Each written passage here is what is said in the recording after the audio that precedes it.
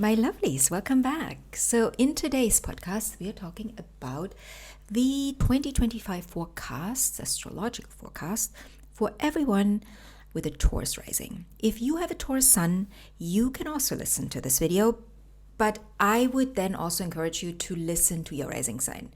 Actually listen to your rising sign first, because the rising sign is going to be a more embodied, a more physical experience of what I'm saying here. When it comes to the sun, I think you will also notice going through the year that what I'm saying here is applying to you. I think it really depends on where you're at consciously. And I'm not saying this to shade or anything, right? Like this is not like, oh, if your consciousness is not developed. No, of course not. But it's like, how do you tap into the energy? Because all of what we're talking about here is energy. Now, what I would do if I'd be you, I would listen to my rising sign first, which is Virgo, so not this one. And then I would listen to my sun sign, which is Pisces. Now, let's get going because we have a lot to get through. The Aries forecast was half an hour long, and I'm trying to make this a shorter one. Well, we'll see how we get through this. Let's talk about the general forecast first, or the general understanding of the year. This is going to be a year. My loves, I'm telling you, this is going to be a year, and I'm not saying this to scare you, not at all.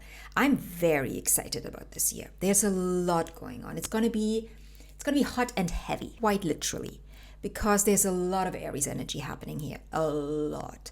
But also Pisces and Virgo are in the mix. The energy of Virgo and Pisces will be on the forefront for all of us this year. And then yes, Aries, right? Aries energy is hot and heavy. Now, specifically around mid-2025, a number of important shifts will occur. We're talking about Saturn, we're talking about Uranus. Neptune is already starting at the end of March.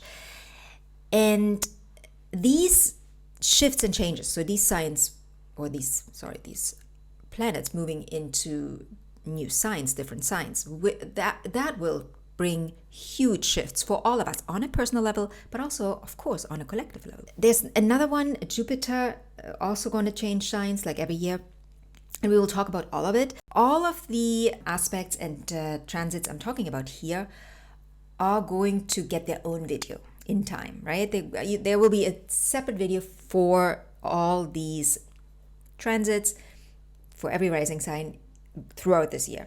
But this is just a general focus, so you get a good idea of what to look out for when it comes to your own energy. Now let's start with the nodes, because the nodes are changing signs on January 12th to be exact. The nodes are going to change from Aries and Libra into Pisces and Virgo.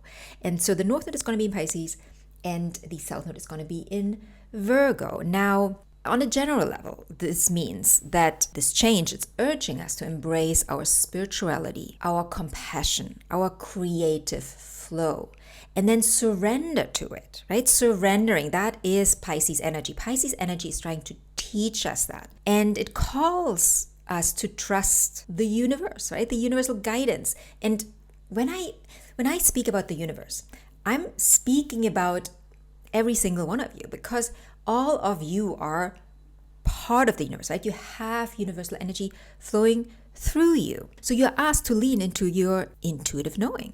And the most important part, letting go of rigid control, which would be the South Node in Virgo. Because the South Node in Virgo is highlighting our tendencies to overanalyze, to criticize, to cling on to our routines because we've had them forever and they work. But they keep us stagnant, they keep us stuck, right? The nodal shift, or the nodes in general, always want to show us how to grow, where we need to grow. And wherever it falls in our chart, that's where the growth is going to occur. And for you, my lovely Taurus rising, this growth is going to occur in your 11th and your 5th house. So we're talking about friendships, community, and your dreams for the future. Now, with the North Node in Pisces in your 11th house, you are being called to connect with like-minded souls and embrace a greater vision for humanity. And you're also asked to release rigid thinking in your creative endeavors. Like, like your creativity, it's like creativity is not something that, you plan. There's no plan to it. You allow it. You got to let go of, the obsession with the outcome and embracing the flow and the moment when you, for example, I'll give you an example here. If you have a blank canvas in front of you, it's all about seeing infinite possibilities. It's not necessarily, I'm going to draw or paint a tree and 5 flowers. It's about, okay, there's going to be a tree, there's going to be flowers, and now let me get going, right? It's like you are in the moment, and you have the first stroke, the second stroke, and then you feel within you the unfolding, and then the unfolding is happening on the canvas. And that is really what it means to surrender to art. That art is a flow. Art is not, I don't know why I'm thinking of Capricorn right now, because we are not talking about Capricorn at all.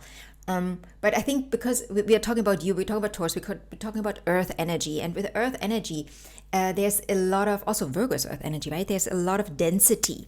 But you are asked to surrender to the spiritual realm, right? The realm of the possibility. Not the realm of what you already know, but the realm of what else can be, and what else can be in your creative process. This could also relate to children, couples that want children so badly, and it's just not working. And there is like this fixed idea, and we need to do it this way, and it needs to be done that way. And then you always hear the stories when they finally let go of it has to be done this way, or it has to be done at all. They surrender. And they surrender, most of them, they don't necessarily surrender willingly. It's like, okay, well, we'll try it. And then they go back into the flow of beingness. Let's just be now. And from that place, all of a sudden, they are able to get pregnant, and they're able to have that child. But that is something you got to allow. It's about allowing. It's not about making something happen. It's not about changing matter for matter. It's going into the higher dimensions, the spiritual realm. Now, the growth path here, I would say, is, for example, or could be, right? This is not a must, but the growth path could be joining creative communities and collaborating with these communities, and because you will have shared goals. Like, this is really a beautiful way to embrace this energy of this nodal shift. Now let's talk about Mars direct for you. What is happening there for you? Well, Mars is right now, as we speak, I should say, is right now in retrograde in Cancer. Already retrograded through Leo, not all through Leo, it started in 5 degrees of Leo, retrograded back into Cancer, and it will stay in retrograde until the 24th of February, and then stationing direct. Now, what is going on for you there? Well, Mars stationing direct activates your inner world, particularly your foundations. You might say, well, that's kind of elusive. What do you mean? Foundation. What is foundation for us? It's our family, it's our home, and it is also our immediate surrounding. Now, for you have Leo in your 4th house. You have Cancer in your 3rd house. During the retrograde, Mars really had to have a good look at that area and see what is working and what is not working in this area. And from that place, you can now move forward, because you've probably seen what isn't working, and now it's time to put changes into place. Take inspired action. And I think this can also relate to your way of communicating with the people around you. Maybe you notice that you might have to change things there as well. Then little Venus is going to go retrograde this year. She's actually starting the retrograde on March 1st, depending on where you are. If you're in America, it's March 1st. If you are in Europe, Asia, Australia, it's going to be March 2nd. And then, so obviously the shadow phase is going to be before that. And then the retrograde ends April 13th or April 12th, depending on where you are again in the world. And the retrograde happens in Aries and Pisces. So Venus is going to retrograde back from Aries into Pisces. So these areas are going to be highlighted for you. So we are talking about your 12th house and your 11th house. Now, in general, Venus retrograde means relationship reassessment, right? Existing relationships might face challenges, and that doesn't mean, that doesn't have to mean anything bad. Just we're realizing that maybe we've got a little stuck, we're like a little stagnant, things are not happening, we are doing the same thing over and over again, we're not growing, and we want to grow. So, we might have to find ways to change things a little bit. And the same happens though on a personal level for you internally, like your own growth. That then obviously also reflects in the relationship, but your own growth. Where are you not growing? Where are you stagnant? I think for you particularly, meditation is going to be a beautiful tool to work through that, to understand better what you need now, what you want to change. This is also about self-worth. Also, your personal values and your self-esteem may come into focus more. You might realize, well, I'm actually not really confident here, and I'm really aligned with my values. Yeah, I think for you this is going to be, because also Venus is your ruling planet, so this is going to be a big one for you. There's going to be a deep reflection on inner values and also subconscious patterns that affect your relationships. And we're talking, of course, inner child work. One of my favorite subjects. And when I say inner child work, I'm not like, it's not hard work as in, labor, hard labor. This is more like understanding where you need to let things go. We're dragging the past with us and we don't even know really, but we do, all of us, we do. And just becoming conscious of that and understanding that we don't have to hold on to this anymore. Oftentimes there's like this sentiment, or like we're a little sentimental about it. Even the things that weren't good, we're kind of sentimental, and there's this connection we kind of don't want to give up, but it's really not allowing us to move forward. Also in relationships, it keeps showing up in our relationships. So it's about understanding and realizing that it's just got to go. Also for you, pay attention to your dreams and your intuitive knowing, right? Don't let the rational mind control you there, especially when it comes to relationships. You know what is right and what is not. Then Mercury retrograde. We have three. I'm just going to go through this very quickly because there will be videos about this. So we will have three retrogrades. The first one is in March 15th until April 7th.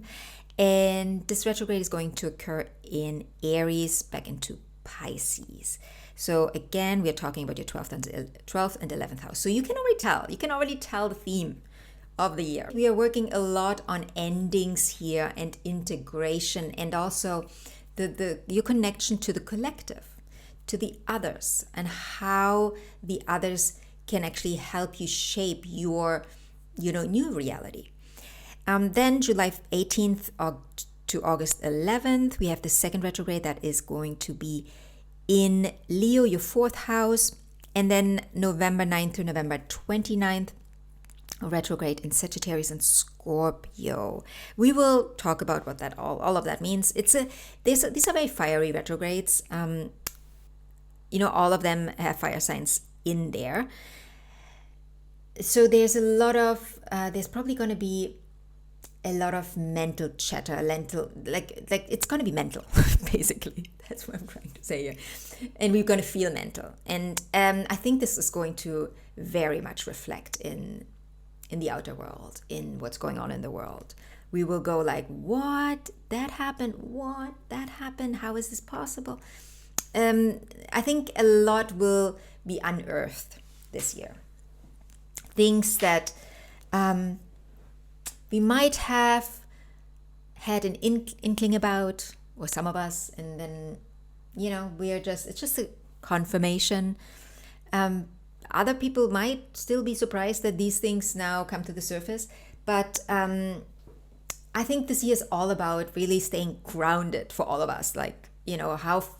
How can we stay grounded? And I always say, as the good Pisces I am, meditation. meditation is your best friend this year. I said that for Aries already, like when I did the Aries forecast. Meditation is your best friend.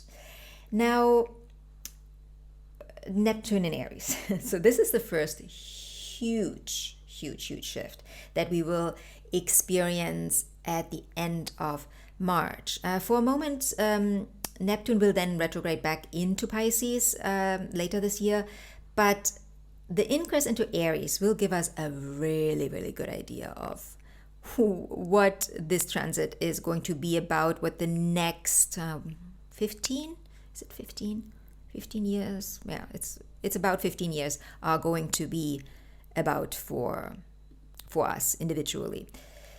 I mean, I call this transit the general understanding of this transit is a bold new era of vision and spiritual leadership. And for you, this is again transit in the 12th house. So the spiritual leadership is actually, or might actually, very physical thing for you, stepping up in your life, showing up in that field. Now, before we can really step up, we often have to work on the things that hold us back from showing up in the first place. And for you, there is going to be a lot of spiritual healing. And not just spiritual, I think there's going to be healing in general. And then also your subconscious patterns are going to be in the focus. And with Neptune moving through your 12th house, you're encouraged to explore your inner world. You're encouraged to heal those wounds. And those wounds can be physical, but also mental and emotional. And the way you're encouraged to do that is through connecting deeply with your spirituality. So this is a time to embrace rest, meditation, and also dream work. And dream work, I'm actually not just talking about, writing down your dreams that you have at night, but also writing down the dreams you have for your life. And holding them, like maybe make a vision board. Like I think we all should have a vision board for our life, for a year, I don't know, some people make a vision board every month. But I think this could be a really beautiful way for you to do that quote unquote dream work as well. You might want to be cautious of escapism. And what I mean here is not ignoring reality. Like if you've been following me for a while, my take on being delusional and how that can actually help you. But what I mean here by escapism is escaping yourself, really. Escaping your life in terms of living as yourself, pretending to be someone that you're not. Living as the accountant when you want to be, I don't know, a painter or whatever that is you want to be. But you tell yourself, no, I have to pay my bills, so I have to stay being an accountant. Right? But again, I think throughout this transit, it's a long transit. So next, Saturn. Saturn will also enter your 12th house. Isn't that fun? Yeah, I mean, that your 12th house is really where it's at this year. As you could probably already tell at the beginning of this podcast, the 12th house is, the 11th house also is highlighted, but the 12th house is really highlighted. So you're really asked to reconnect with that spiritual part of you. And when it comes to this Saturn transit, I think you might find it a little challenging to connect to your spiritual self. Maybe, as a Taurus rising, maybe there are a lot of boundaries. Maybe you are very at home in the physical world, right? And I know we all are at home in the physical world, but for some people it is easier to tap into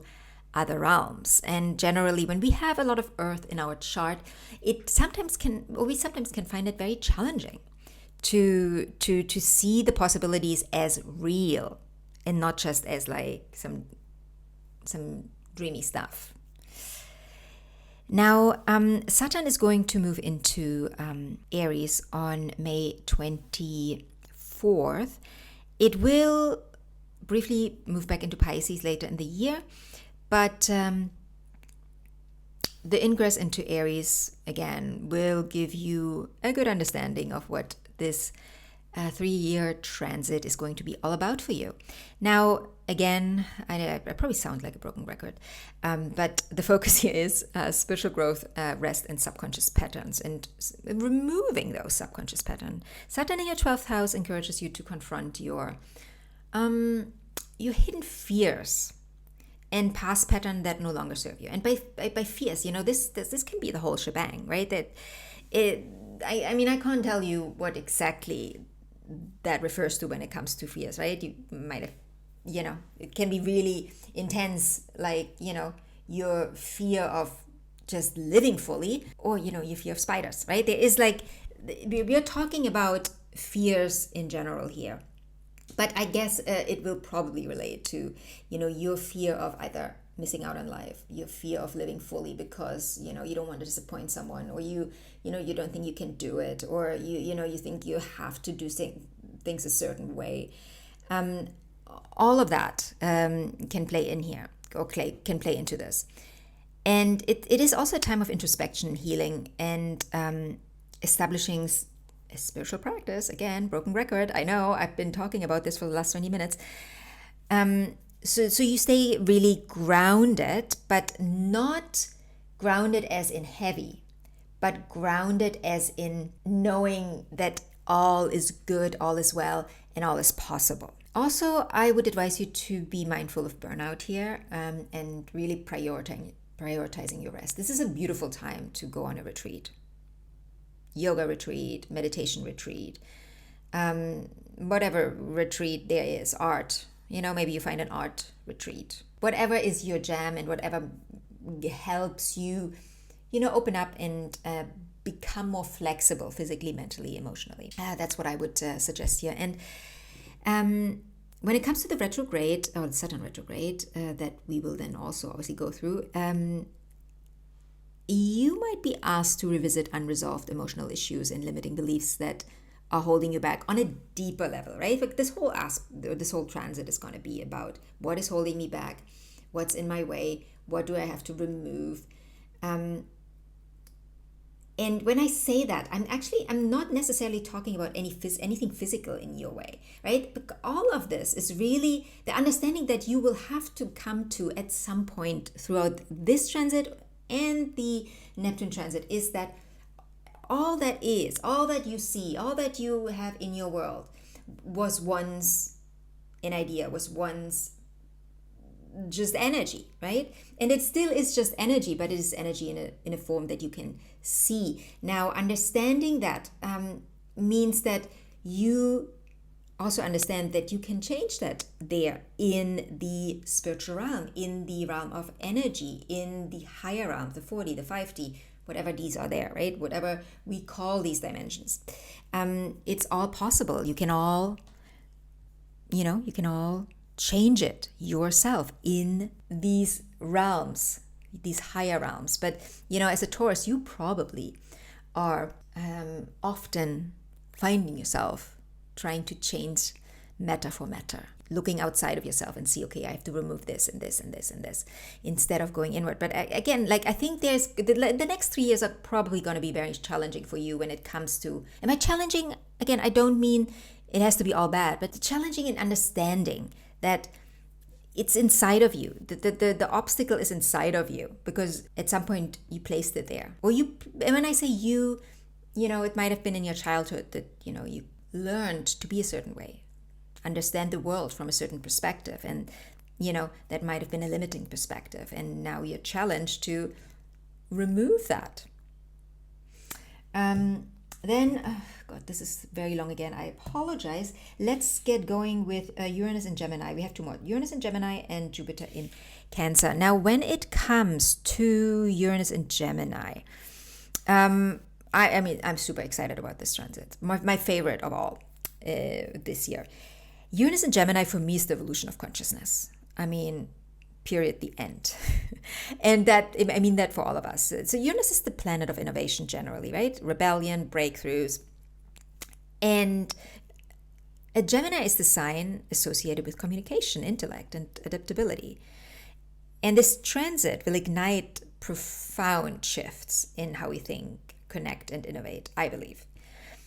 And for you in particular, this transit activates your second house, the house of money and value. And I'm very excited about that for you, because you can find innovation in how you earn, spend, and view your resources.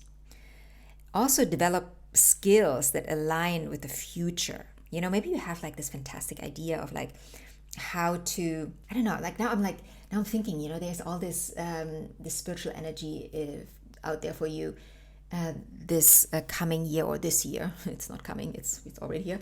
And, you know, maybe you find a way of using that, making that a business actually, and earning money through that. And also, because we are also having the 11th house transit here for you, maybe there's, for you, the idea here is, how can I help others, the collective, you know, the communities? Maybe you make this meditation practice a business at some point. I mean, I don't know. Maybe some of you will, obviously not all. But there are other ways that you can develop skills that align with who you are now, and then also help you and the people around you live a better future. Now, last but not least, Jupiter in Cancer. Well, I have it. Jupiter in Cancer, by the way, is a very happy Jupiter. Very, very happy times ahead there, because Jupiter is exalted in Cancer. So he's really giving, really giving. And for you, this is going to enhance your communication and learning sector, right? Like the area of communication and learning, but also the area of your social circle. You know, maybe there are new people coming into your life. A lot of people. You know, you're widening your circle. This is also a great time for writing, speaking, and deep emotional conversations, because we are talking about Cancer in it. Then the retrograde that we then also will experience at the end of the year is going to encourage you to examine how your thoughts and your words shape your reality. You know, again, how do they help, or how do they actually hinder you living the life you want to live?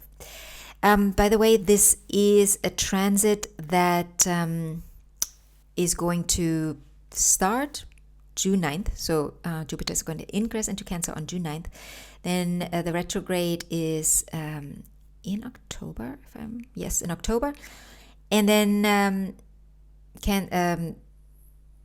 Jupiter will leave Cancer for Leo in June 2026. But we will talk about this next year. And of course, there will be a video about this particular transit on my channel as well. Okay, my lovelies, I wish you a wonderful year full of growth, full of joy, full of love, full of health and abundance. And I will see you in the next video.